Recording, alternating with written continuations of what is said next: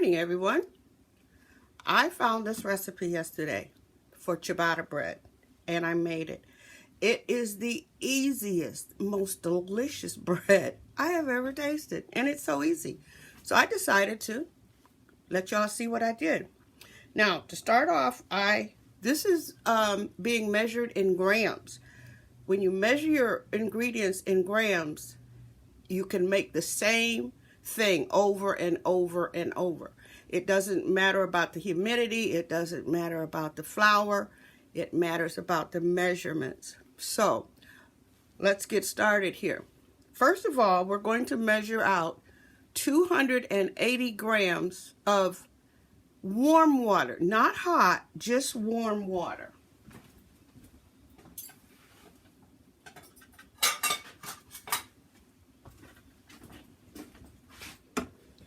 Okay, let's turn it on.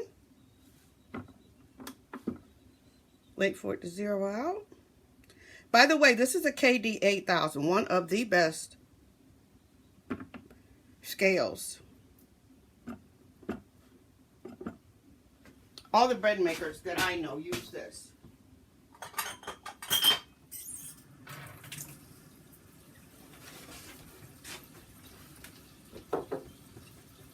So we want, oops, that's a little warm there. Just kind of warm, not hot, not cold. Yeah, that feels about right. I didn't take the temperature, but it feels kind of right on my finger. So we want 280 grams of water.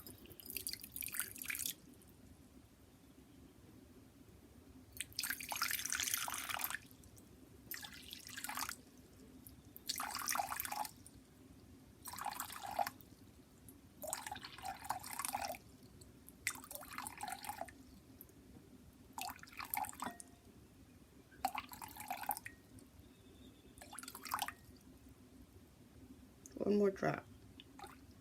There we go.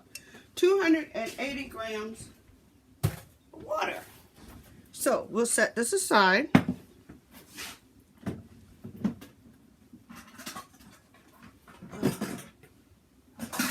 Now we're going to measure our dry ingredients. Zero it out. We want 350 grams of flour. Now I'm going to experiment today. I'm going to use 300 grams of bread flour and 50 grams of whole wheat flour. Okay, so we want 300 grams of bread flour.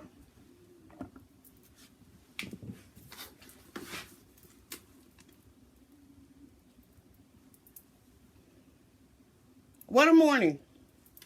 I have started this recipe about 2 times. Had to go round up the girls. They decided they wanted to trespass today. So, whoops. See what I get? 300 grams of, there we go. 300 grams of bread flour. And now I'm going to measure out 50 grams of whole wheat flour.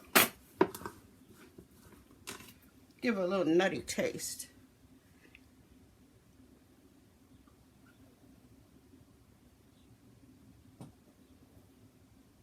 Yeah, we're getting close.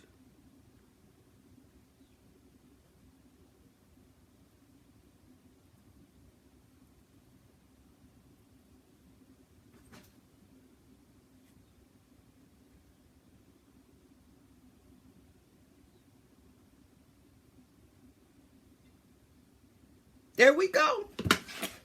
So we have our 350 grams of whole wheat flour.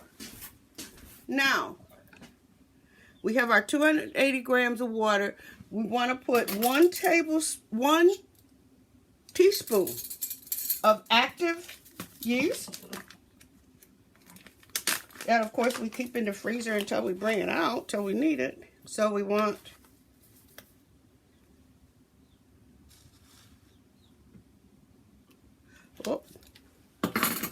there we go. All right, so now we're going to put our ingredients together. This is one of the easiest recipes.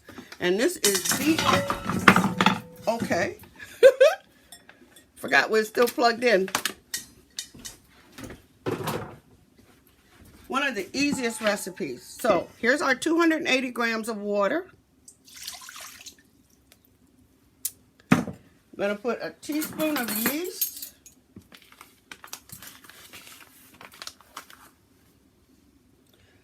Teaspoon of yeast. Well, who's this in here? Okay. And a teaspoon. I'm going to use sea salt today.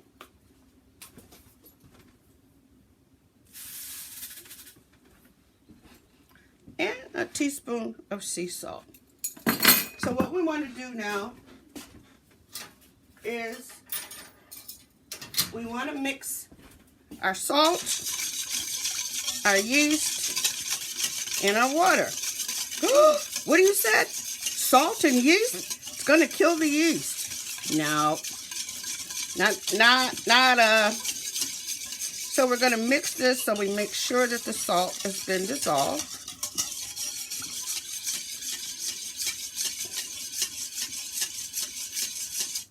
Okay. Now, in addition to that, because I'm adding the whole wheat flour, which is heavy, I'm going to add what's called wheat gluten. I know, backwards. This is called wheat gluten. I'm going to add 1.5 teaspoons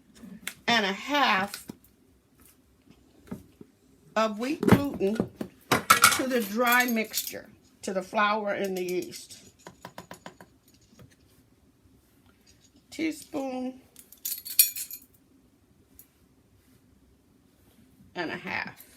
Okay? Great. So we're going to mix all of that together. Mix all of this in with the flour. See?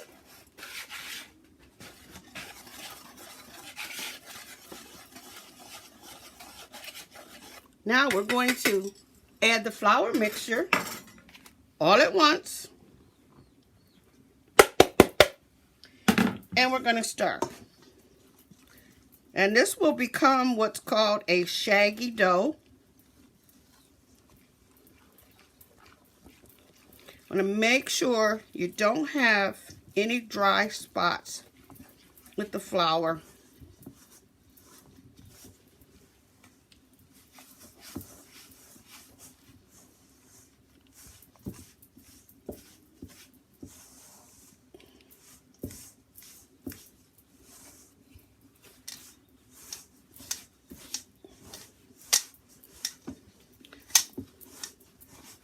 Yeah, it gets a little tricky.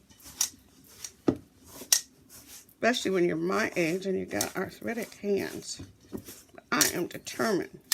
This was the best bread yesterday. The best bread.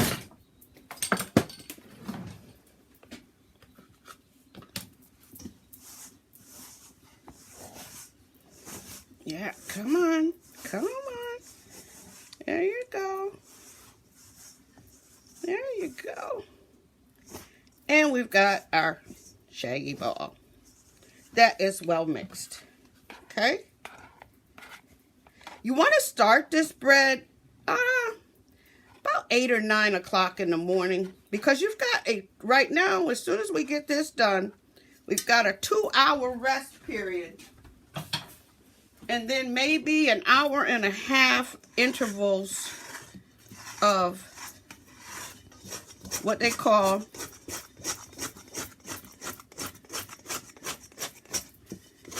stretch and fold.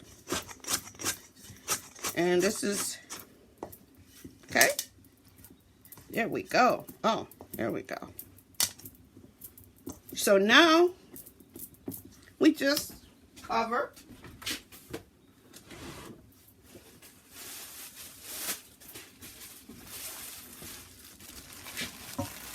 Cover it